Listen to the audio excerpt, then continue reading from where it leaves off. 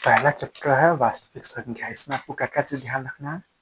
इसमें आपको ध्यान रखना है कि भाज्य बराबर भाजक इंटू भागफल प्लस शेषफल होता है। भाज्य को ए से दिखाते हैं, भाजक को बी से, भागफल को क्यू से, शेषफल को आर से। तो ए बराबर बी क्यू प्लस आर होना क्या? ए बराबर बी क्यू प्लस आर। और आर का जो मान होगा मतलब शेषफल का जो मान होगा वो किससे? भाजक से हमेशा छोटा होगा कि भाजक के बराबर होगा, तो एक मतलब लगा लेंगे ना। और जीरो से बड़ा होगा या जीरो के बराबर होगा। इंक्लूड डिवाइडर एल्गोरिथम से हम लोग मौसा निकालते हैं। मौसा निकाले वाला एक बार देख लीजिएगा, ठीक है ना। मौसा कैसे निकालते हैं, 2 नंबर क्वेश्चन पूछता है। अब भाज्य संख्या क्या होगा? जो सिर्फ एक और अपने आप से कटेगा। भाज्य संख्या एक अपने आप, उसके अलावा और संख्या से भी कटेगा। तो हम लिखे 19, 19 किसे कटेगा? एक से कटेगा, अपने आप से कटेगा। इसके अलावा और कोई से नहीं कटेगा, मतलब 19 क्या हो गया? भाज्य संख्या हो गया। 25 लिखे, ये एक से कटेगा, अपने आप से कटेगा। इसके अलावा और भी संख्या से कट रहा है ना, 5 से कट रहा है, ठीक है ना। मतलब ये क्या हो जाएगा? अभाज्य संख्या हो जाएगा। सबसे छोटी अभाज्य संख्या कितनी है? 2 है। सबसे छोटी अभाज्य संख्या 2 है, सबसे छोटी भाज्य संख्या 4 है। और 2 ही एकमात्र समअभाज्य संख्या है, ठीक है। सअभाज्य का मतलब क्या? कुछ कॉमन नहीं। जैसे हम क्या लिखे हैं, 12 और 25 लिखे, इसमें कुछ कॉमन है नहीं ना, कुछ कॉमन है। मतलब ऐसा कोई कॉमन नंबर दोनों को काट देगा नहीं, मतलब दोनों क्या है? सअभाज्य है। हम लिखे 12 और 20, इसमें देखो 2 कॉमन है ना, दो दोनों को काट देगा, 4 भी कॉमन है। मतलब ये सअभाज्य नहीं है। सअभाज्य मतलब कुछ कॉमन नहीं है। हम देखो अभाज्य गुणनफल सबको करने आता होगा, ठीक है ना। तो अभाज्य गुणनफल में जैसे एचसीएफ और एलसीएम कैसे हम लोग निकालते हैं। देखिए एगो संख्या ए है, एगो संख्या बी है, एगो संख्या सी है। ए का मान है 2 की पावर 3 गुने 3 की पावर 2 गुने 5 है, ठीक है। बी का मान है 2 इंटू 3 की पावर 3 इंटू समझो 7 है, ठीक है। और सी का मान कितना है? 2 की पावर 2 इंटू 3 की पावर 2 इंटू 5 की पावर 2, ठीक है ना। तो एस सी एफ निकाल ले। एस सी एफ या मौसा निकालने के लिए पहले कॉमन वाला नंबर लिख लेंगे। कॉमन क्या क्या है? 2 तीनों में है, 3 तीनों में है। फिर छोटा वाला पावर लिखेंगे। देखो 2 की पावर यहाँ 2 है, 1 है, 3 है, छोटा 1 है ना। 3 में देखो यहाँ 2 है, 3 है, 2 है, छोटा वाला 2 है। यानी इसका एस सी एफ क्या हो जाएगा? 2 गुने 3 का स्क्वायर 9 हो गया, यानी कितना हो गया? 18 हो गया। और एलसीएम में क्या? पहले सारा नंबर लिख लेंगे। 2 3 5 7 दिखाई दे रहा है ना। फिर बड़ा वाला पावर लिख लेंगे। 2 की पावर बड़ा वाला 3 होगा ना। 2 1 3 बड़ा 3 है, 3 में क्या? 3 है, 5 में 2 है, 7 में 1 है, ठीक है। उसको फिर गुना कर लेंगे एलसीएम में, ठीक है। तो एस सी एफ में क्या करेंगे? कॉमन संख्या का छोटा वाला पावर का गुना, और एलसीएम में सारा संख्या लिख के बड़ा वाला पावर का गुना कर देंगे। दो लगातार संख्या जो होता है ना, क्या होता है? सअभाज्य होता है। जैसे 12 13 लिख लिए, उसमें कुछ कॉमन नहीं होगा, तो इसका मौसा क्या हो जाएगा? 1 हो जाएगा, लौसा गुना कर देंगे। दो लगातार संख्या का मौसा 1 होता है, लौसा संख्या का गुणनफल हो जाएगा, ठीक है। क्योंकि सअभाज्य कुछ कॉमन है, इसलिए तो मौसा 1 हो जाएगा और लौसा संख्या का गुणनफल हो जाएगा। दो लगातार संख्या सअभाज्य होता है। दो अभाज्य संख्या भी सअभाज्य संख्या, तो समझे? 11 लिखे और 19 लिखे। दो अभाज्य में कुछ कॉमन नहीं होगा, उसका मौसा क्या? 1 हो जाएगा, लौसा संख्या को गुना कर देंगे, ठीक है। सअभाज्य संख्या का मौसा क्या होता है? 1 होता है। सअभाज्य संख्या का लौसा संख्या का गुणनफल होता है। और दो संख्या का गुणनफल जो होगा, दो संख्या समझो क्या? दो संख्या है, उसका जो गुणनफल जो होगा ना, संख्या का गुणनफल बराबर होगा एचसीएफ गुने एलसीएम, ठीक है। दो चीज पूछेगा, एक चीज दे देगा, संख्या का गुणनफल दे देगा, एचसीएफ देगा, एलसीएम निकालने के लिए कहेगा। इस पे क्वेश्चन प्रैक्टिस कर लीजिएगा, ठीक है ना। जैसे कि हम संख्या कह दिए 12 और 25 कह दिए। इसका 12 से 25 संख्या है, इसका मौसा और लौसा गुणन क्या होगा? तो इसका एचसीएफ गुने एलसीएम क्या होगा? तो एचसीएफ इंटू एलसीएम बराबर होगा ना संख्या के गुणनफल के बराबर में, यानी कितना हो जाएगा? 12 इंटू 25 के बराबर हो जाएगा। जो रूट से बाहर निकल जाएगा वो क्या होगा? परिमेय संख्या होगा। जो शांत देखो, रूट से बाहर जो निकल, क्या लिखे? 49/25 लिखे। रूट से बाहर निकल जाएगा ना, 7/5 लिखे। 5 प्लस रूट 16 लिखे। रूट से बाहर निकल जाएगा पूरा, मतलब ये क्या हो जाएगा? परिमेय हो जाएगा। जो रूट से बाहर निकलता है वो अपरिमेय हो जाएगा, ठीक है। अब जो शांत वाला है, शांत वाला हो गया और रिपीट करने वाला हो गया। अशांत में रिपीट करने वाला, अशांत में आवृत्ति वाला, क्या हो जाएगा? अपरिमेय हो जाएगा। और जो रिपीट नहीं करता हो क्या होगा? अपरिमेय हो जाएगा। अशांत में जो रिपीट नहीं, 2.65 शांत वाला परिमेय हो जाएगा। 2.66666 कर दिए। रिपीट कर रहा है मतलब ये क्या हो जाएगा? शांत हो जाएगा। ये क्या हो जाएगा? परिमेय हो जाएगा। संख्या लिखे 2.656565 लिखे, इसमें रिपीट कर रहा है। अशांत है, आवृत्ति मतलब क्या हो जाएगा? परिमेय हो जाएगा। और जो रिपीट नहीं करेगा वो क्या हो जाएगा? वो क्या हो जाएगा? अशांत है, अनावृत्ति मतलब क्या हो जाएगा? अपरिमेय हो जाएगा। और पाई क्या होता है? पाई होता है अपरिमेय, और बाईस बटा सात होता है परिमेय, ठीक है। उसके बाद क्या ध्यान रखना कि कोई संख्या दिया हुआ रहेगा पी बटा क्यू के रूप में, पूछेगा शांत है या अशांत है, ठीक है ना। इसके लिए क्या करेंगे? उसको पहले सरलता रूप में कर देंगे। 12/25 दिया हुआ है, तो इसको क्या होगा, कटने वाला कोई नहीं है तो कितना होगा, नीचे वाला जो नीचे वाला हर है ना उसका गुणनखंड करेंगे, 5 गुने 5 है ना, तो पहले सरलतम रूप में करेंगे, काट पीट लेंगे, उसके बाद नीचे वाला क्यू का गुणनखंड करेंगे। अब क्यू गुणनखंड में अगर 2 के पावर के रूप में रहेगा, 5 के पावर के रूप में रहेगा, अगर 2 और 5 के पावर के रूप में रहेगा तो शांत होगा, नहीं तो अशांत होगा, ठीक है ना। खाली 2 रहे पहले रहे, 5 पहले रहेगा, 2 और 5 रहे, ठीक है, नीचे वाला का गुणनखंड में सरलतम रूप में करने के बाद तो शांत होगा, नहीं तो अशांत होगा, ठीक है। अब इसको अगर पी बेटा के रूप में लिखने के लिए क्या करते हैं, शांत वाला है ना, मतलब ये क्या है, 1623, 3 अंक आएगा, 3 को 0 हो जाएगा, ठीक है ना। इसका क्या होगा बोलो तो, ये अशांत वाला है ना, तो पहले पूरा नंबर लिख लेंगे, तो रिपीट नहीं करेगा उसको हटा देंगे, और दशमलव के बाद जो रिपीट करता है उसके लिए 9, जो रिपीट नहीं करता उसके लिए 0, दो जो रिपीट करता है उसके लिए 9, जो रिपीट नहीं करता, जो रिपीट करता है उसके लिए 9, जो रिपीट नहीं करता उसके लिए 0, एगो रिपीट करता है एगो 9, दो रिपीट नहीं करता 2 0 हो जाएगा। इसका क्या होगा, पहले पूरा नंबर लिख लेंगे, तो रिपीट नहीं करता उसको घटा देंगे, एक रिपीट नहीं कर रहा है, और दशमलव के बाद जो रिपीट कर रहा है उसके लिए 9, जो रिपीट नहीं कर रहा है उसके लिए 0, दो को रिपीट कर रहा है 2 को 9, एगो रिपीट नहीं कर रहा है एगो 0, इसमें क्या होगा, पहले पूरा नंबर लिख दो, कौन रिपीट नहीं कर रहा है, एक रिपीट नहीं कर रहा है, दशमलव के बाद तीनों रिपीट कर रहा है, 3 गुना हो जाएगा। नीचे के लिए दशमलव के बाद देखते हैं, शांत वाला है तो कितना हो जाएगा, 0.62 है ना, तो पहले पूरा नंबर लिख लो, 2 अंक के आगे दशमलव है तो 2 को 0 एक पर, इसमें क्या होगा, पहले पूरा नंबर अशांत वाला है तो रिपीट नहीं कर उसको घटा लो, दशमलव के बाद जो रिपीट करता है उसके लिए 9, जो रिपीट नहीं उसके लिए 0, आगे घटा लेना, ठीक है ना। इसमें क्या होगा, सब रिपीट कर रहा है, कुछ नहीं घटेगा, बटा में दोनों रिपीट कर रहा है, 2 को 9 हो जाएगा।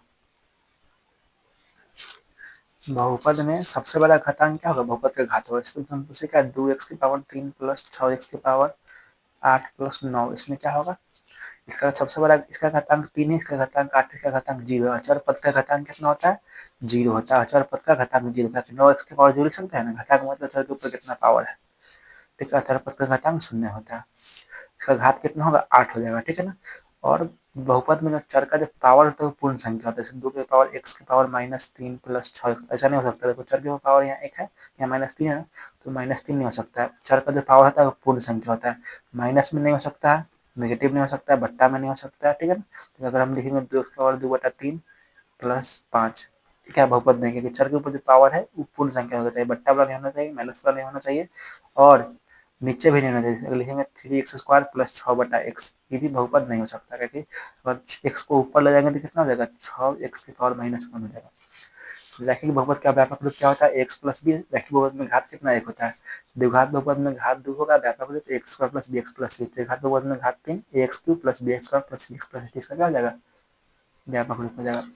रैखिक बहुपद का ग्राफ बनाएंगे, आलेख बनाएंगे तो सरल रेखा होगा, द्विघात बहुपद का परवलय होता है, और आलेख x अक्ष को जितना बार टच करेगा जैसे बहुपद का आलेख हम बना दिए, x अक्ष को जितना बार टच करेगा उतना शून्य होगा, 1 2 3 4 बार टच कर रहा है, 4 को शून्य हो जाएगा।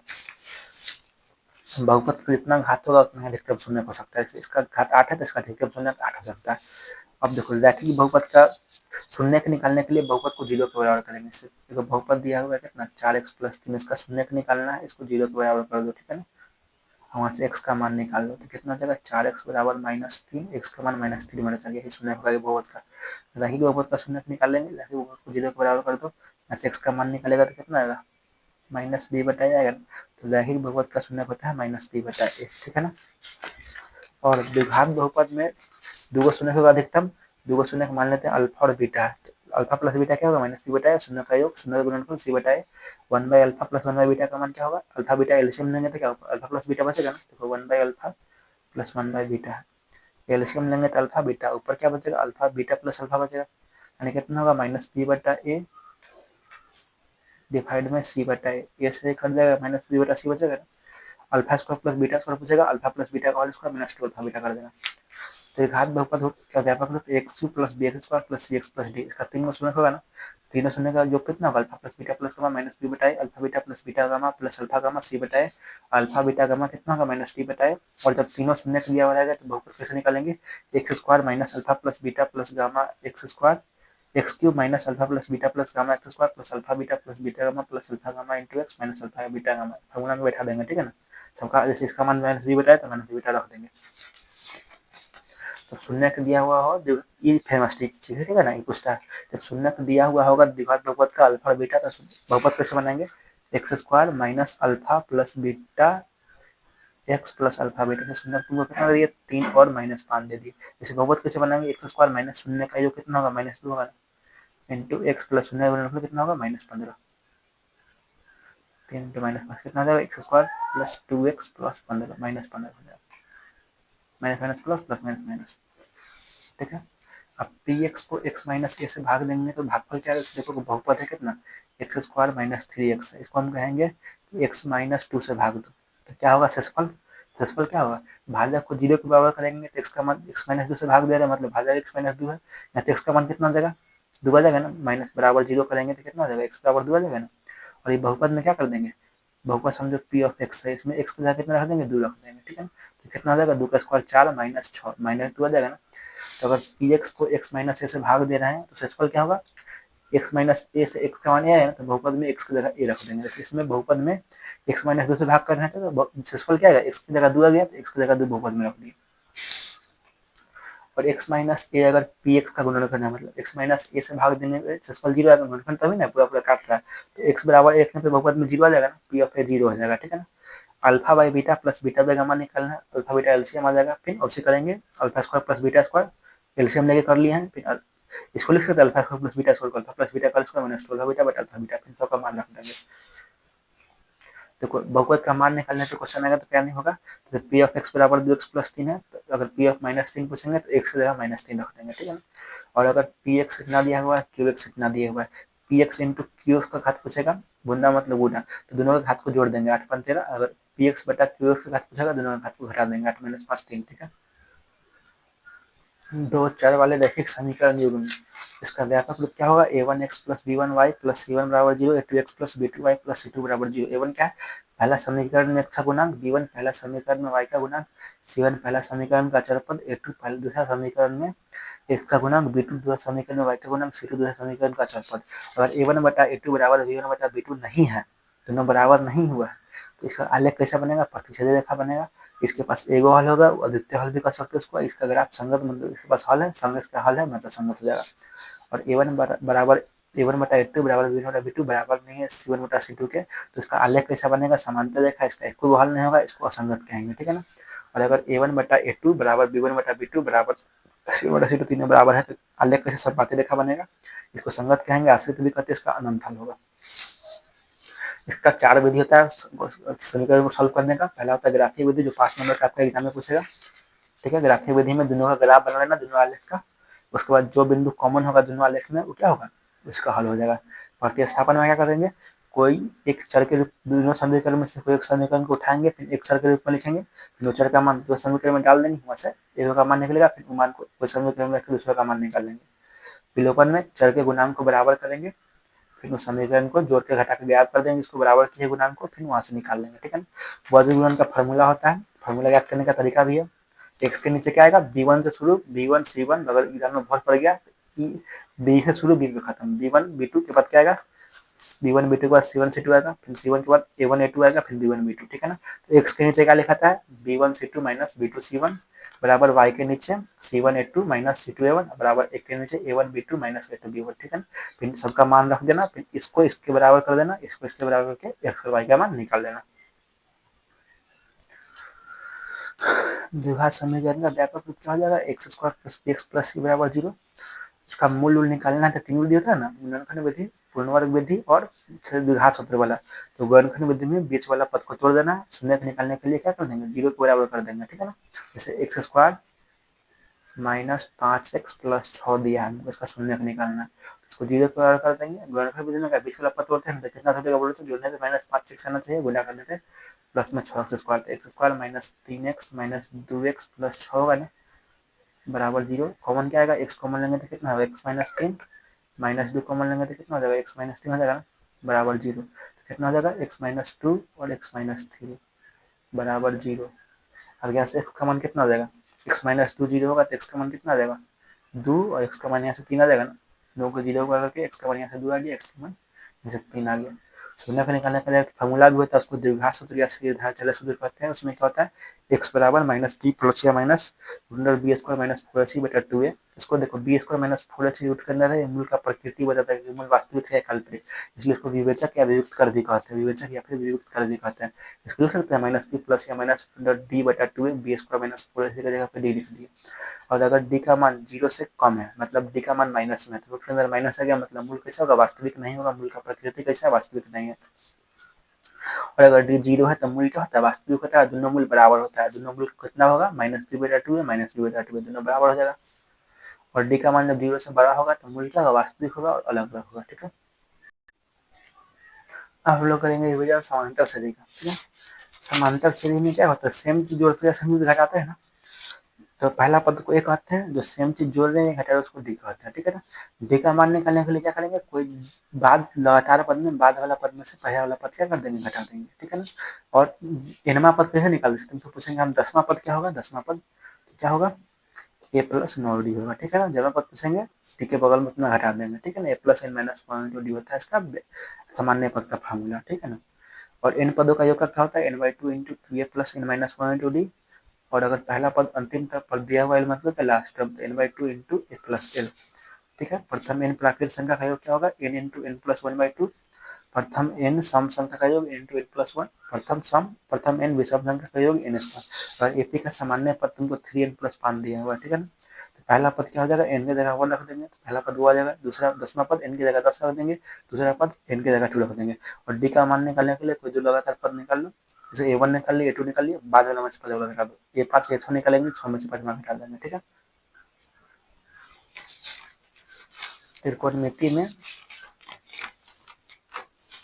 त्रिकोणमिति में समकोण त्रिकोणमिति पढ़ते हैं। ठीक है, 90 डिग्री के सामने वाला भुजा क्या कहेंगे, कर्ण कहेंगे, और लंब क्या सामने वाला भुजा होता है, ए का लंब क्या हो जाएगा, बेस हो जाएगा, सी का लंब क्या हो जाएगा, ए बी हो जाएगा। ठीक है ना, सामने वाला भुजा को लंब कहते हैं, साथ लगा हुआ भुजा को आधार कहते हैं, मतलब कोने का लंब बेसी हो जाएगा, कोने का आधार ए बी हो जाएगा, और कर्ण तो ऐसी सबका रहेगा, सी का लंब ए बी हो जाएगा, सी का आधार बेसी हो जाएगा, सी का कर्ण भी ऐसी होगा। ठीक है ना, तो साइन थीटा क्या होता है, साइन थीटा होता है पी मतलब क्या, लंब परपेंडिकुलर, एच मतलब कर्ण, बी मतलब आधार, एच मतलब कर्ण। ठीक है ना, तो साइन थीटा का मान क्या होता है, पी बटा एच, कॉस थीटा का मान डी बटा एच, टेन थीटा का मान पी बटा बी, कॉसेक का साइन का उल्टा होता है, साइन का उल्टा एच बटा पी हो जाएगा, सेक होता है कॉस का उल्टा एच बटा बी हो जाएगा, कॉट होता है टेन का उल्टा बी बटा पी हो जाएगा। ठीक है ना, साइन और कॉसेक उल्टा होता है, उसको गुना करेंगे एक हो जाएगा ना, पी बटा एच गुने एच बटा पी, देखो पी बटा एच गुने एच बटा पी, कट पिट के एक हो जाएगा ना। ठीक है, उसी प्रकार से कॉस और सेक उल्टा होता है, दोनों गुना के एक हो जाएगा, टेन और कॉट उल्टा होता है, दोनों गुना क्या हो जाएगा, एक हो जाएगा। ठीक है, अब tan थीटा जो होता है वो क्या होता है, साइन थीटा बटा कॉस थीटा होता है, और tan का उल्टा करेंगे कॉट थीटा हो जाएगा, तो इसका भी उल्टा हो जाएगा, कितना हो जाएगा, कॉस थीटा बटा साइन थीटा, tan थीटा बराबर साइन थीटा बटा कॉस थीटा, कॉट थीटा बराबर कॉस थीटा बटा साइन थीटा। साइन थीटा किसका उल्टा होता है, कोसेक का उल्टा होता है, कॉस सेक का उल्टा, tan कॉट का उल्टा, कोसेक साइन का उल्टा हो जाएगा, सेक किसका कॉस का उल्टा हो जाएगा, और कॉट किसका tan का उल्टा हो जाएगा। ठीक है ना, सामने वाला भुजा को लंब कहते हैं, साथ लगा भुजा आधार, खंभे के सामने वाला भुजा कर्ण कहता है। साइन का पूरा नाम ऐसा यानी टेंजेंट, tan का टेंजेंट, सेक का सिकेंड, कोस का कोसाइन, कोट का कोटेंजेंट, कोस का कोसिकेंट, और साइन और कॉस पूरा कोण पे बराबर होगा, tan कॉट पूरा कोण पे बराबर होगा, सेक कोसेक पूरा कोण पे बराबर होगा, मतलब जैसे देखो सेक 30 जो होगा, सेकेंड कोसिकेंट कोसेक 60 डिग्री के बराबर होगा, साइन 25 जो होगा वो कॉस 25 का पूरा क्या 65 है, तो 65 डिग्री के बराबर होगा। कुछ विशेष एंगल पर त्रिकोणमितीय अनुपात आप लोग देख लीजिएगा, चार्ट देख लीजिए, साइन का 0 डिग्री पे क्या, 30 डिग्री पे 45 डिग्री में सबका वैल्यू क्या होता है, एक बार देख लीजिएगा, इसका क्वेश्चन बहुत पूछता है। ठीक है ना, ऑब्जेक्टिव में एक बार देख लेना। ठीक है ना, उसके उसके बाद त्रिकोणमितीय सड़क संख्या याद करने का हम ट्रिक भी बताए थे, 3 गो त्रिभुज हम बनाए थे। ठीक है ना, उसमें 3 गो त्रिभुज बना के हम याद करवाए थे क्लास में, उसको भी एक बार आप लोग देख लीजिएगा। ठीक है ना, तो पहला त्रिभुज क्या है, यहाँ साइन थीटा कॉस थीटा 1 माने थे, तो क्या होता है, लंब का स्क्वायर प्लस आधार का स्क्वायर बराबर कर्ण का स्क्वायर होता है ना, तो sine square theta plus cos square theta बराबर 1, साइन स्क्वायर थीटा का मान निकालेंगे तो क्या होगा, यहाँ से 1 माइनस कॉस स्क्वायर थीटा हो जाएगा, कॉस स्क्वायर थीटा का 1 minus sine square theta, sine theta क्या छोटा वाला साइड है ना, तो कर्ण में से घटा देंगे 1 minus cos square theta, cos theta भी छोटा वाला साइड है, तो कर्ण में से घटा देंगे 1 माइनस साइन स्क्वायर थीटा।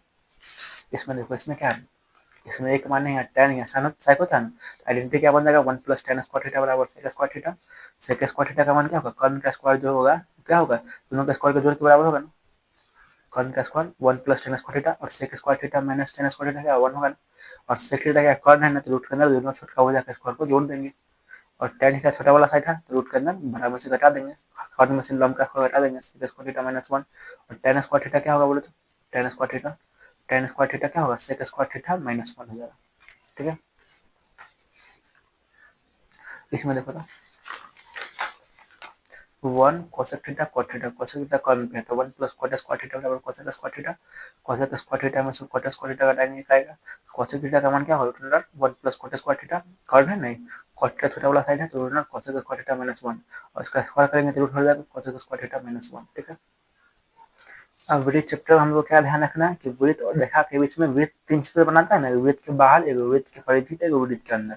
ठीक है, जब रेखा वृत्त के बाहर होगा तो कोई बिंदु टच ना करेगा, कोई बिंदु वैनिश नहीं होगा, कोई बिंदु कॉमन नहीं होगा, ऐसा कहेंगे रेखा को अपरिवर्तित रेखा कहेंगे। जब वृत्त के परिधि पे बिंदु होगा तो एक बिंदु कॉमन होगा, इसको क्या कहेंगे, स्पर्श रेखा कहेंगे। और जब वृत्त के अंदर वाला मतलब वृत्त के अंदर चल जाएगा रेखा, कितना 2 बिंदु टच करेगा ना, तो बिंदु क्या कहेंगे, 2 बिंदु वैनिश है, इसको छेद रेखा कहेंगे। ठीक है, छेदक रेखा।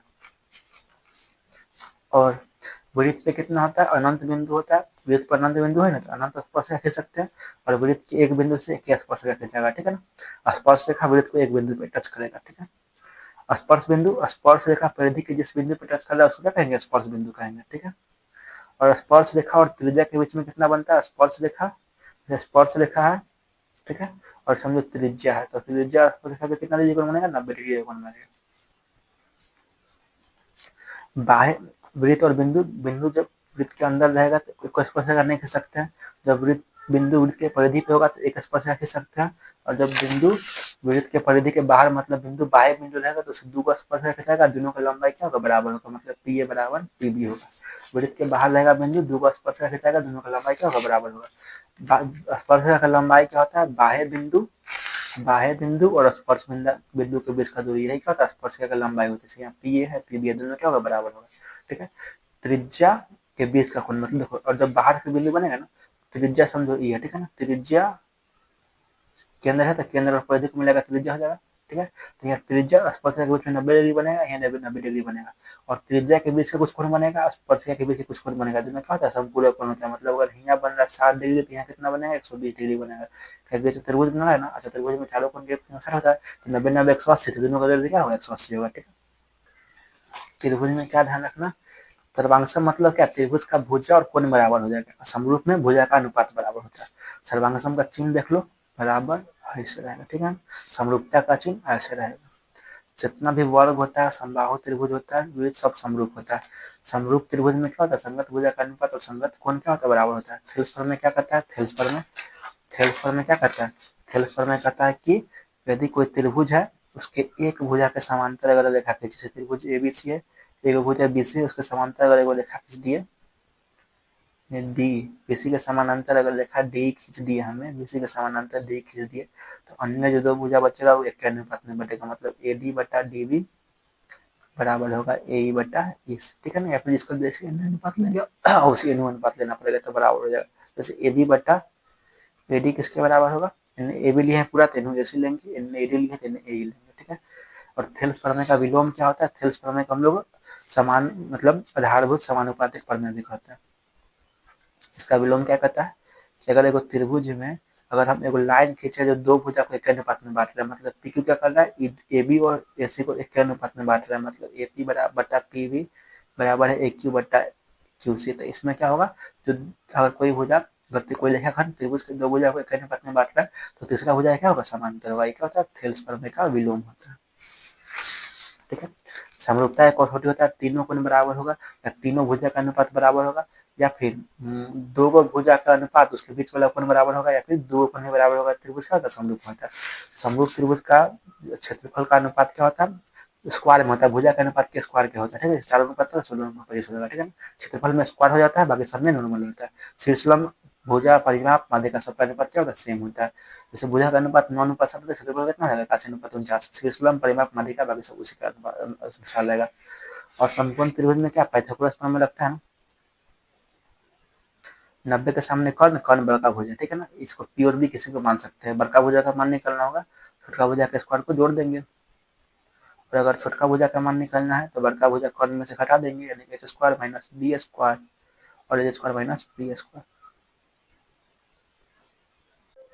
निर्देशांक ज्यामिति में क्या याद करना है कि निर्देशांक ज्यामिति में क्षैतिज रेखा को क्या कहते हैं, एक्स अक्ष, ऊर्ध्वाधर रेखा को वाई अक्ष और एक्स अक्ष और वाई अक्ष के कटान बिंदु को मूल बिंदु कहते हैं। और मूल बिंदु का निर्देशांक क्या होता है, 0,0 होता है। पहला किसी बिंदु का पता में पहले एक्स लिखते फिर वाई लिखते, 2,3 लिखा हुआ है, इसका एक्स 2 होगा, वाई 3 होगा। एक्स वाला निर्देशांक को भुज कहते हैं, वाई वाला निर्देशांक को कोटि कहते हैं। ठीक है, पहला चतुर्थांश में कोई बिंदु होगा तो उसका क्या होगा, एक्स भी प्लस होगा, वाई प्लस होगा। दूसरा में क्या होगा, एक्स माइनस में होगा, वाई प्लस में होगा। तीसरा में एक्स माइनस में, वाई माइनस में। चौथा में एक्स प्लस में, वाई माइनस में। एक्स निर्देशांक को भुज, वाई निर्देशांक को कोटि कहते हैं। एक्स अक्ष पर कोई बिंदु है तो उसका वाई कितना होगा, 0 होगा। मतलब अगर एक्स अक्ष पर कोई बिंदु है 2,0, उसका वाई 0 होगा। ठीक है, इसका रूप क्या हो जाएगा, एक्स, 0, वाई वाला 0 लिख दिया। और वाई एक्स पे बिंदु होगा, उसका एक्स नियामक 0 होगा। वाई एक्स पे कोई बिंदु का एक्स नियामक क्या होता है, 0 होता है। मतलब बिंदु कैसे होगा, 0, वाई के रूप में होगा।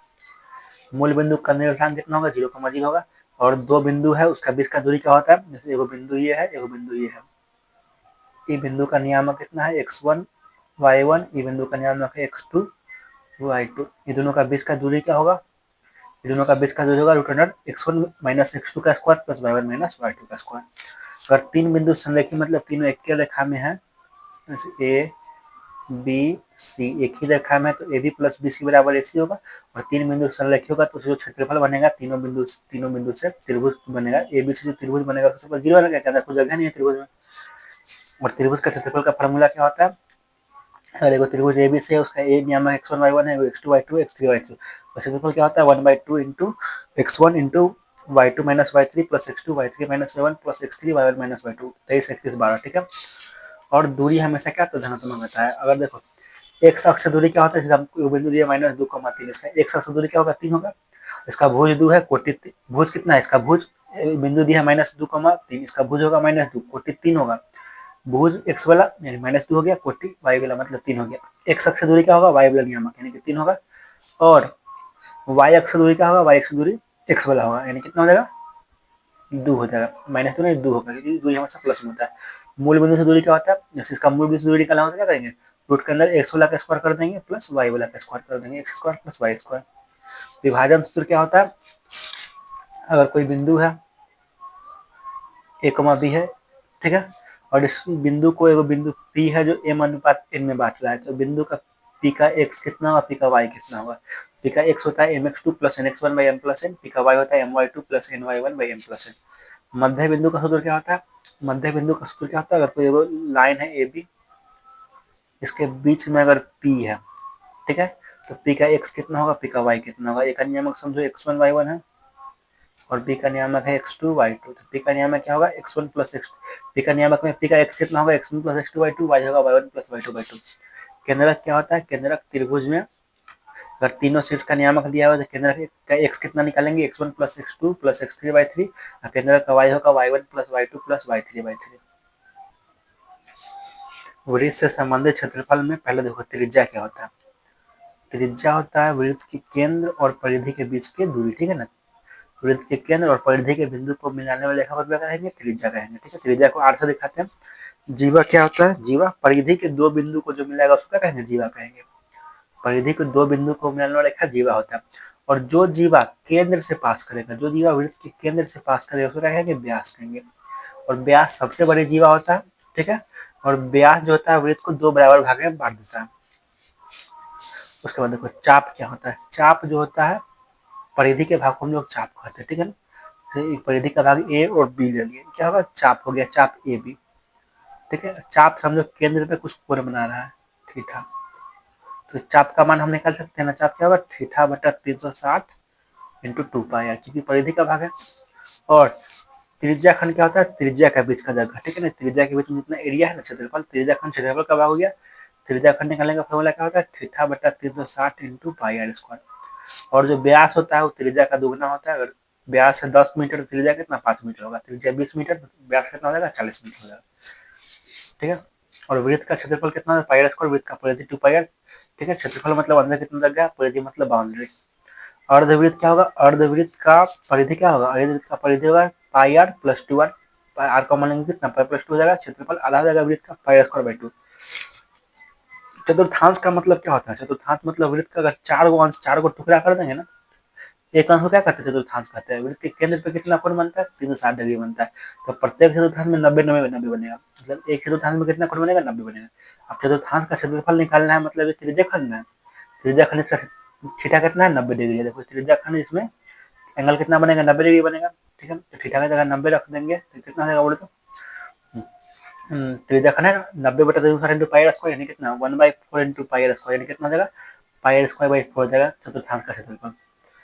और ये चतुर्थांश जो चाप बना रहा है इसका मान कितना होगा, कैसे निकालेंगे, थीटा का मान 90 डिग्री है। ठीक है, तो क्या होता है चाप का formula theta by 360 into 2 pi R होता है। 90/360 कितना हो जाएगा, थीटा का जगह 90 रखेंगे तो 90/360 कितना हो जाएगा इंटू 2 पाई आर, यानी कितना हो जाएगा 90 से 4 मरते में 2 से 2 मरते में, यानी पाई आर बाई 2 हो जाएगा। जो चतुर्थांश जो चाप बनाएगा, यानी इंपॉर्टेंट खाली ये है चतुर्थांश का क्षेत्रफल क्या होता है, चतुर्थांश का क्षेत्रफल क्या होगा पाई आर स्क्वायर बाई 4 हो जाएगा। अब घड़ी के सुई पे क्वेश्चन आता है, ठीक है ना, घड़ी के सुई, एक घड़ी में 2 सुई के बारे में पढ़ना है, घंटा का सुई मिनट का सुई। अब घंटा का सुई पूरा चक्कर काटेगा तो कितना 12 घंटा हो जाएगा ना, 12 घंटे में 60 डिग्री, तो 1 घंटा में कितना 30 डिग्री घड़ी का सुई बनेगा। और मिनट का सुई पूरा चक्कर मारेगा तो कितना 60 मिनट होगा, 60 मिनट में कितना कोण बनाएगा, पूरा गोल में कितना घूम लेगा 360 डिग्री घूमेगा, तो 1 मिनट में कितना 6 डिग्री बनेगा। समबाहु त्रिभुज में तीनों भुजा बराबर होता है, एक से मान लिए, ठीक है ना।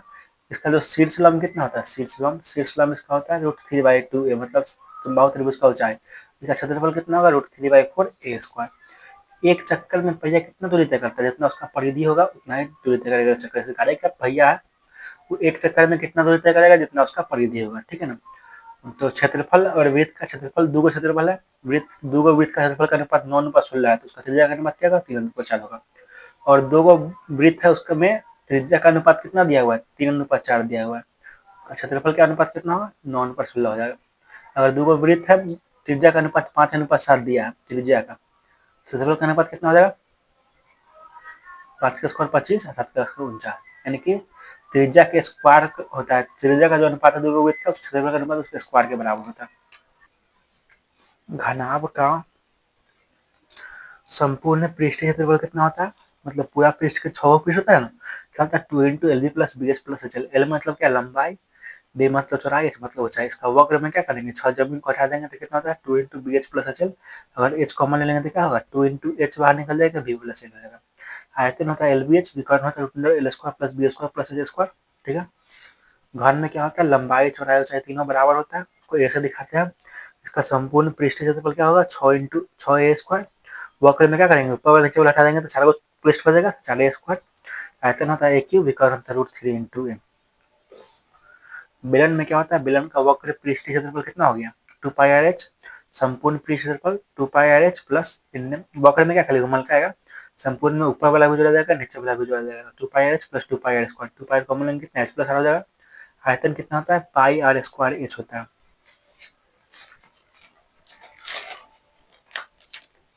गोला मतलब गेंद, आयतन कितना 4/3 पाई आर क्यूब, संपूर्ण पृष्ठ क्षेत्रफल 4 पाई आर स्क्वायर। और अर्धगोला में क्या होता है आयतन 2/3 पाई आर क्यूब, संपूर्ण पृष्ठ क्षेत्रफल मतलब क्या पूरा पृष्ठ का क्षेत्रफल, यानी ये घुमल को आ गया नीचे वृत्त आ गया, मतलब घुमल का होता है 2 पाई आर स्क्वायर वक्र पृष्ठ क्षेत्रफल, और संपूर्ण में नीचे वाला वृत्त जुड़ जाएगा तो कितना हो जाएगा 3 पाई आर स्क्वायर हो जाएगा।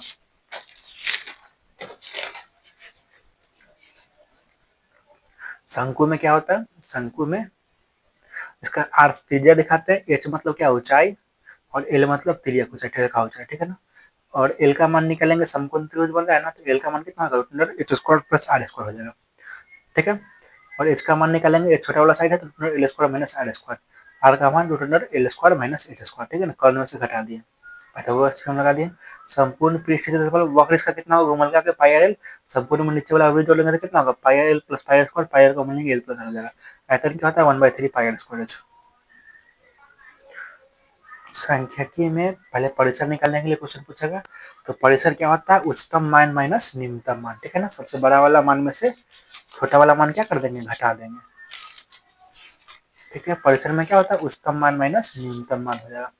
इसका परिसर निकालेंगे तो क्या होगा इसका परिसर, इसमें उच्चतम मान क्या है 30 है, निम्नतम मान क्या है 9 है, तो 30 - 9 21 हो जाएगा। ठीक है। वर्ग चिन्ह कैसे निकालते हैं? वर्ग चिन्ह के लिए निम्न सीमा और उस सीमा के जोड़ को आधा कर देंगे। जैसे देखो, अगर तुमसे पूछेंगे 20 से 30 होगा वर्ग अंतराल, इसका वर्ग चिन्ह क्या होगा? निम्न सीमा 20 हो गया, उच्च सीमा 30 हो गया, ठीक है ना। तो कितना होगा? 20 30 50 बाई 2 कितना हो जाएगा? 25 हो जाएगा, ठीक है ना। निम्न सीमा प्लस उच्च सीमा बाई 2 कर देंगे तो 50 बाई 2 कितना? 25 हो जाएगा ना। माध्य निकालने के लिए 3 गो विधि होता है, ये वर्ग अंतराल वाला, ठीक है ना।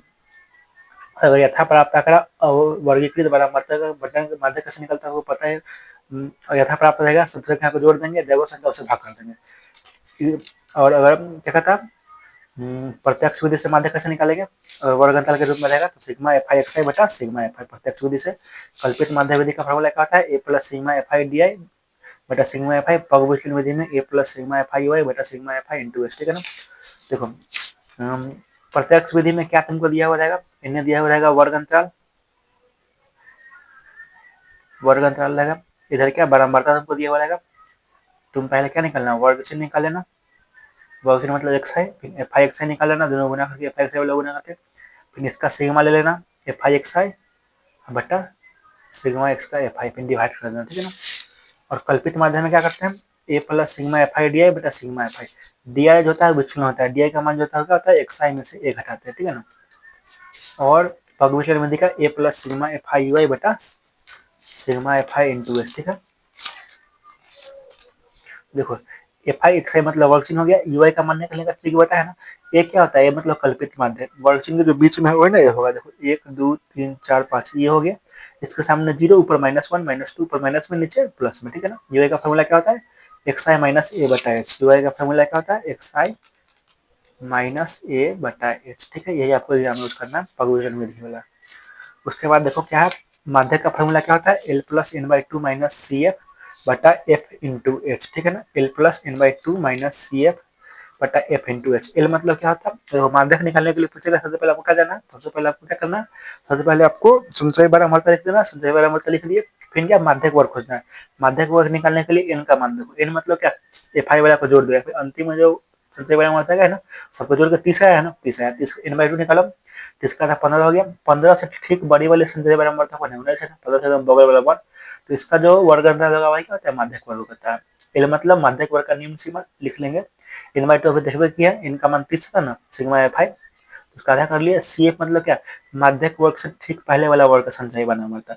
तो माध्यक वर्ग कौन है बोले तो? 55 से 60 है, इससे पहले वाला वर्ग 50 से 55 है, उसका संचय वर्ग तो 13 है, तो सी एफ का मान क्या हो जाएगा? 13 हो जाएगा। माध्यक वर्ग से ठीक पहले वाला वर्ग का संचय बारंबारता होता है सी एफ। एफ मतलब माध्यक वर्ग का बारंबारता, यानी माध्यक वर्ग का बारंबारता कितना? 6 है ना। और एच मतलब वर्ग अंतर की लंबाई कितना है? 5 है ना, ठीक है। सब फार्मूला रख देंगे, माध्यक निकल जाएगा।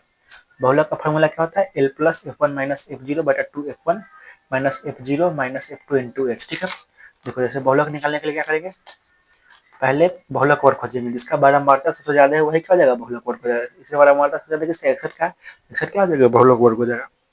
और बहुलक वर्ग वाला वर्ग क्या होगा? 60 से 80 हो ना गया, ठीक है। इसका एल मतलब क्या? बहुलक वर्ग हो गया। एल मतलब बहुलक वर्ग का निम्न सीमा। और देखो एफ वन क्या होता है, एफ जीरो क्या होता है, एफ टू क्या होता है। एफ वन मतलब बहुलक वर्ग का बारंबारता कितना है यहाँ पे? 61 है ना। एफ जीरो मतलब बहुलक वर्ग से ठीक पहले वाला वर्ग का बारंबारता है कितना? 52 है ना। और एफ टू मतलब बहुलक वर्ग के बाद वाला वर्ग का बारंबारता है 38 है ना। एच मतलब क्या होता है? एच मतलब वर्ग अंतर की लंबाई कितना? 20 है ना, ठीक है 20 में।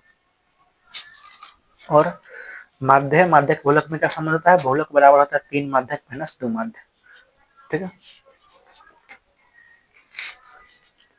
पर्याप्तता में आपको क्या क्या देखना है? पर्याप्तता में जो पर्याप्तता का जो मान जो होता है ना, पर्याप्तता का जो वैल्यू होता है, कोई घटना का पर्याप्तता जो होता है, कोई घटना का पर्याप्तता वो 0 से बड़ा होगा या बराबर होगा, 1 से क्या होता है? छोटा होता है, 1 के बराबर ही हो सकता है। जब किसी घटना की पर्याप्तता 1 होती है, निश्चित घटना की पर्याप्तता 1 होता है, और समूह घटना की पर्याप्तता 0 होता है। और मान कहाँ से? 0 और 1 के बीच में होता है।